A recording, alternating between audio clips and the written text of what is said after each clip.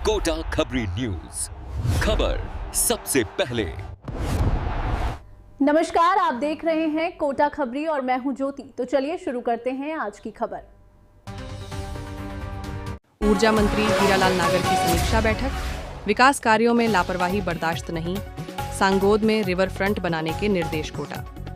ऊर्जा मंत्री हीरालाल नागर ने गुरुवार को इंद्र विहार स्थित अपने आवास पर विभिन्न सरकारी विभागों के वरिष्ठ अधिकारियों के साथ महत्वपूर्ण समीक्षा बैठक की। बैठक में जन स्वास्थ्य अभियांत्रिकी विभाग, PHED, शिक्षा विभाग, समग्र शिक्षा अभियान, समसा, जिला परिषद, पंचायत समिति, सार्वजनिक निर्माण विभाग, PWD और जल संसाधन विभाग के अधिकारी मौजूद रहे। बैठक के दौरान मंत्री नागर ने सांगोद विधानसभा क्षेत्र में चल रहे विकास कार्यों की विस्तार से समीक्षा की। उन्होंने अधिकारियों को सख्त निर्देश देते हुए कहा कि विकास कार्यों में किसी भी प्रकार की लापरवाही या गुणवत्ता से समझौता बर्दाश्त नहीं किया जाएगा। उन्होंने अधिकारियों को फील्ड में जाकर नियमित मॉनिटरिंग करने और सभी कार्यों को तय समय सीमा में पूरा करने के निर्देश दिए। बैठक में सांगोद के सौंदर्यीकरण को लेकर भी महत्वपूर्ण निर्णय लिया गया। मंत्री नागर ने सांगोद नगरपालिका के अधिशासी अधिकारियों को उजाड़ नदी के किनारे रिवर फ्रंट विकसित करने के लिए उपयुक्त स्थान चिन्हित करने के निर्देश दिए। उन्होंने कहा कि रिवर फ्रंट बनने से शहर की सुंदरता बढ़ेगी और स्थानीय लोगों को घूमने फिरने इसके लिए जल्द से जल्द प्रस्ताव तैयार करने को कहा गया है। आगामी गर्मी के मौसम को देखते हुए ऊर्जा मंत्री ने पेयजल आपूर्ति को सर्वोच्च प्राथमिकता देने के निर्देश दिए। उन्होंने अधिकारियों से कहा कि गर्मी के दौरान किसी भी क्षेत्र में पानी की किल्लत नहीं होनी चाहिए। जिन क्षेत्रों में पाइपलाइन के माध्यम से जलापूर्ति नहीं हो पा रही है, वहां टैंकरों से पानी उपलब्ध कराने की व्यवस्था की जाए। साथ ही भी तलाशने के निर्देश दिए। मंत्री नागर ने नौनेरा और अकावत पेयजल परियोजनाओं की प्रगति की भी समीक्षा की और कहा कि सिंचाई और पेयजल अंतिम छोर तक पहुंचनी चाहिए। शिक्षा विभाग और समग्र शिक्षा अभियान के कार्यों पर चर्चा करते हुए मंत्री नागर ने जिला कलेक्टर से निर्माण कार्यों का चार्ज सार्वजनिक निर्माण विभाग को सौंपने की प्रक्रिया पर चर्चा की। उन्होंने कहा कि इससे निर्माण दोनों में सुधार होगा। साथ ही क्षेत्र के जर्जर स्कूलों और सरकारी भवनों की सूची तुरंत तैयार करने के निर्देश दिए ताकि उनकी मरम्मत राज्य और केंद्र सरकार के प्रस्ताव भेजे जाए। सड़कों के निर्माण में तकनीकी सुधार पर जोर देते हुए उन्होंने ग्रेडर की जगह GS के उपयोग की भी बात की। ऊर्जा मंत्री ने अधिकारियों को निर्देश दिए कि ग्रामीण क्षेत्रों में विकास कार्य करते समय ग्रामीणों से उनकी प्राथमिकताएं जानकर ही विकास योजना तैयार की जाए ताकि सरकारी धन का सही उपयोग हो सके। उन्होंने फसल कटाई के समय को देखते हुए कहा कि जो सड़क और विकास कार्य फसलों के कारण रुके हुए थे, उन्हें अब तत्काल प्रभाव से शुरू किया जाए। खेतों के रास्तों और ग्रामीण सड़कों पर जीराम जी के माध्यम से नए प्रोजेक्ट्स की विस्तृत रिपोर्ट तैयार करने के निर्देश भी दिए गए।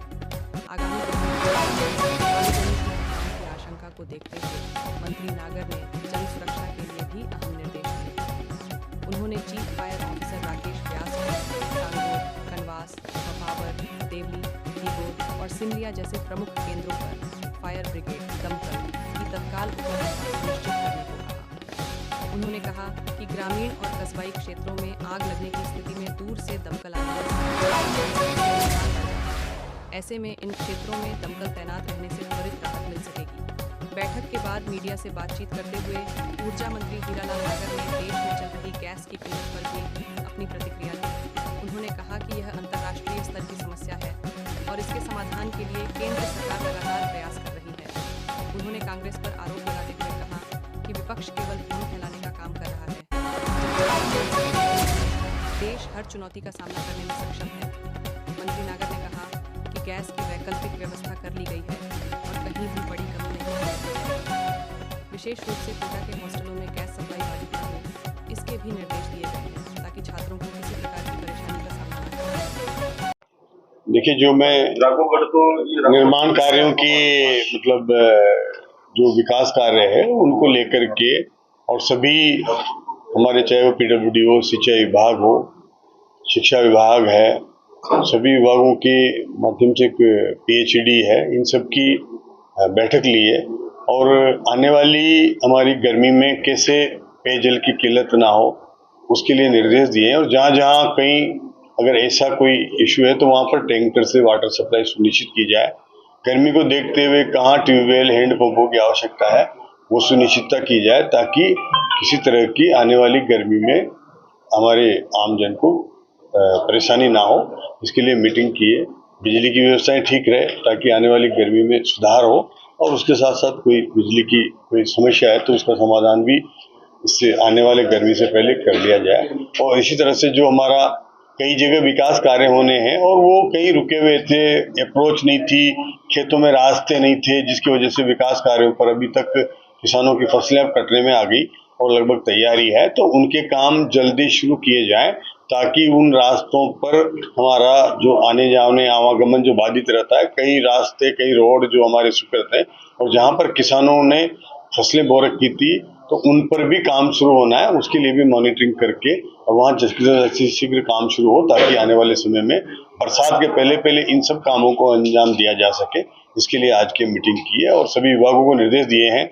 शिक्षा विभाग में जहाँ भी हमारे जो ऐसे स्कूल हैं जहाँ पर पूरी तरह से भवन जर्जर हैं, उनकी सूची अतिशीघ्र बना करके और वो यहाँ पर संस्था के माध्यम से राज्य सरकार और केंद्र सरकार को भेजी जाए, और जहाँ पर मरम्मत की जरूरत है उनको भी सूचीबद्ध करते हुए मरम्मत की भी आवश्यकता अनुसार वो सूची भी भेजें, ताकि वो बजट के लिए प्रयास करके और स्कूलों की जो हमारी माली हालत ठीक नहीं है उनको सुदृढ़ किया जा सके। सर, मीटिंग के जरिए ये भी पता चला जो उदासीन अधिकारी हैं उनकी लापरवाही की वजह से क्षेत्र के विधानसभा कार्य में कई विकास कार्य रुके हुए, उनको फटकार भी आज लगी देखने को मिली।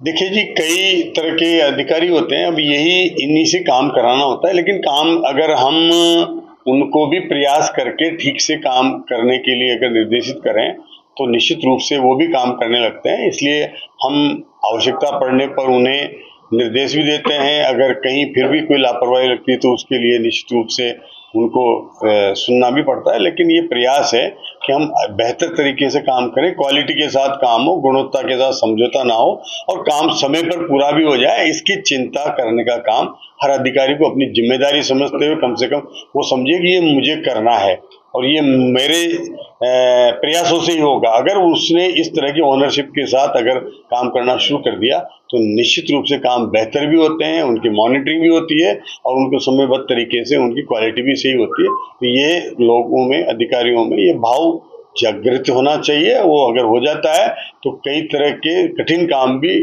असंभव काम भी संभव हो जाता है।